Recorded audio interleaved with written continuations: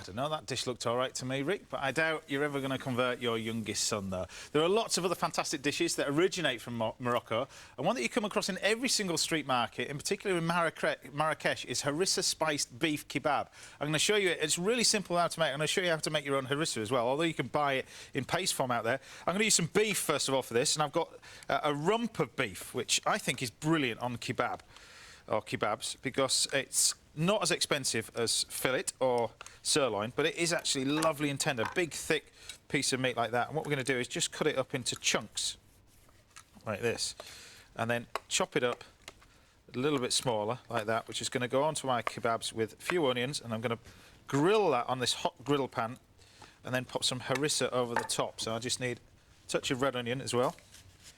Now, I know you're a big foodie fan, aren't you, really? But it's all started from, what, from a young age? Because you're one of 9, is that right? Yeah, Osmond's I'm the last one. You're the last one of the 9. They broke the mold. Yeah. But how did it all... the way I turned out. Yeah. No, I'm teasing. But music, was that... I mean, was that in the family? Was it something your father did? Or how did... Well, my father actually used to sing barbershop in a barbershop quartet, right. and my mom played a saxophone, and they thought it'd be cool to kind of teach the kids how to harmonize. Yeah. And as a fluke, Walt Disney discovered the brothers 50 years ago, if you can believe it. And then that's where Andy Williams saw the brothers, was on a show that Walt Disney put them on. Yeah. And then I was born on practically, on Andy's show. Right. And haven't stopped since. We haven't looked back, you know. Because, I mean, literally, I mentioned the fact that you had a single at such a young age, but, I mean, it's fascinating when you read your sort of story, but literally 14 years old, you were doing the merchandising for the group. Well, somebody had to do it. At 14? No, but I always loved both sides of the business, you know. Being on stage is so exciting. But it's also cool to produce things that make people happy. And I started making badges. I guess you call them badges. Yep. With my brother's faces on them and political figures and stuff. And so I would sell them at the concerts, and I'd end up with more money than they would at the end of the day. But then, I mean, literally, we're talking about your love of food, because what fascinates me, who on earth would have a restaurant of their own at 14? And you did, didn't you? I did. It was called Jimmy's. It's a very original name, you know. Okay. But it was fun. And, you know, when we would go to different places, we lived on the road, Donnie and Marie would always play like they managed a hotel, because that's what they wanted to do when they grew up. And I pretended I managed the restaurant. And so I was the only one that kind of fulfilled my dream and actually had a restaurant. Is it still going or not? No, it isn't. But I've had 3 restaurants. You've had 3? It's a tough business, isn't it? But it was so fun to flip the burgers, and I was one of the first guys that ever brought frozen yogurt to the state of Utah. Right. And so I had people just queuing outside wanting to buy frozen yogurt and smoothies and stuff.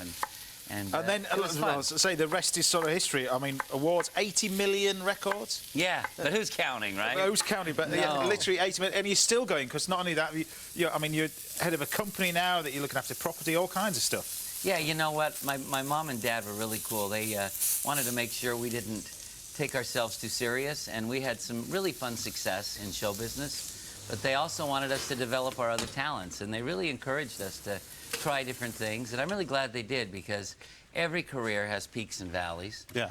And, you know, if your whole self-esteem is based on being in show business and people recognizing you, then it's a pretty lonely life, you know. But now it's come back again. You know, you're doing a thing We're like that you old love. pennies. We keep showing up, you know. But the West End.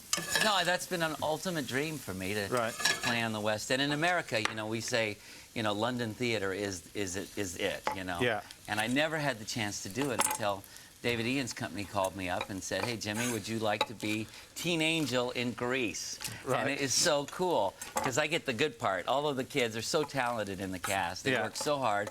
And then I come in at the latter part of the show and sing Beauty School Dropout. You know the song, don't you? Come on.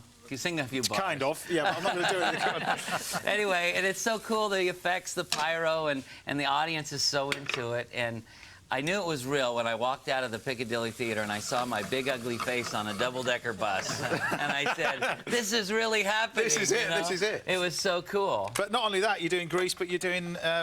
Chicago. Chicago as well, straight afterwards. What, the UK tour? I'm going to be the greasy lawyer, Billy Flynn, and we start close to where I think you're from. Is it Bradford? I think Yorkshire, yeah, absolutely, in Yorkshire. And anyway, we tour clear across the country, and a little razzle-dazzle them, you know? Right, little razzle-dazzle. I'm just like you're doing. Look, exactly. you're razzle-dazzling. I've done most of it while you've been talking. I know. I don't know how you do that. How do you talk and cook? I don't. I keep quiet. You talk, and then I'm cooking. Okay. Men can't multitask. Remember, you should know that. Very good. But we've got my kebabs in the oven. I've got my rice here, which is basically just onions.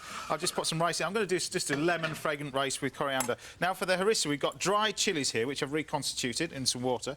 Fresh chilies. The whole base of this is it's hot and spicy. Garlic, red wine vinegar. Cool. We've got olive oil. I've got 3 spices. I've got smoked paprika here, which is a sweet smoked paprika.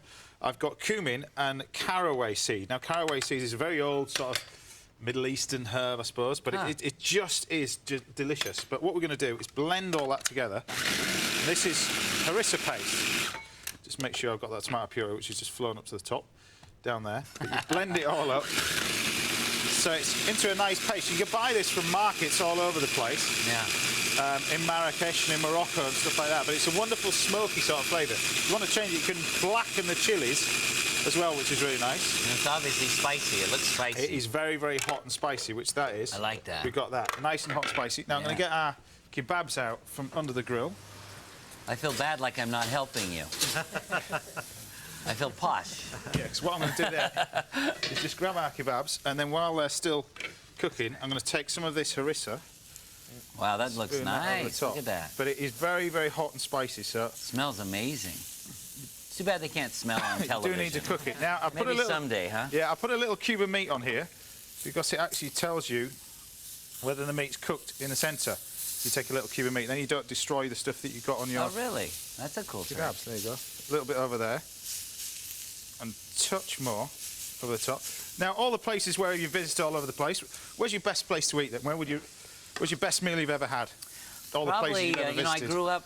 Actually, my very first hit record, it was in Japanese. Yeah. And I was 5 years old, and I was the first American to ever sing phonetically. 5 years old? It was called Chichano Koibito, which means my little darling. And I lived over there. I had a television series there called Nichio Warai Gekijo.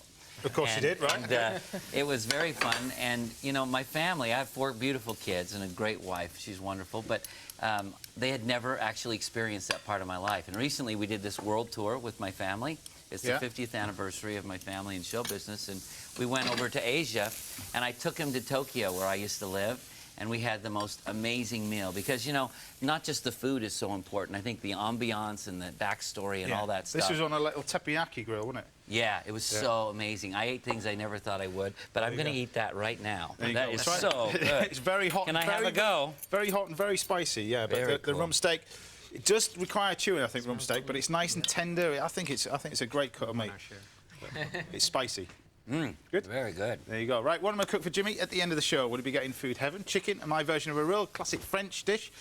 Normally done with fish, but a chicken Veronique. The chicken is coloured. I told you it's hot. Spicy. in a hot pan and gently poached in white wine with chicken stock, and the sauce is then thickened with double cream. And then at the last minute, I'm going to throw in a few grapes, and it's served with some crispy braised potatoes on the side. You make it look so easy. Oh, will Jimmy be facing food hell? Mackerel. I'm going to first fillet the fish and brush one fillet with horseradish, and then flash it under a very hot grill. I'm going to smoke the other fillet using some wood chips. I'm going to serve them both together with a simple beetroot and red onion salad. So Jimmy could be getting 2 versions of food hell because he doesn't like beetroot either. I won't be able to do my show. It's a nice dish, though. You've got to try that. Some of our viewers and the guys in the studio will get to decide Jimmy's fate today. Ken, what do you like the sound of? Mackerel or chicken? Come on, Ken. I know what he's going to choose. I love that mackerel. I knew he was going to choose that. Well, you have to wait to the end of the show to see the final result. Coming up, Keith Floyd almost came to blows with the locals when he cooked sweet and sour prawns in Hong Kong. You can see what happened later on. But first, it's time to continue the Celebrity MasterChef semi-final. Last week, they were in pairs, but today, Mark Morahan, Liz McLaren, Lewis Emmerich and Andy Peters have to cook all on their own. To start them off, Greg and John want them to prepare a full Sunday roast with all the trimmings. It's a doddle, this, but over to you, boys.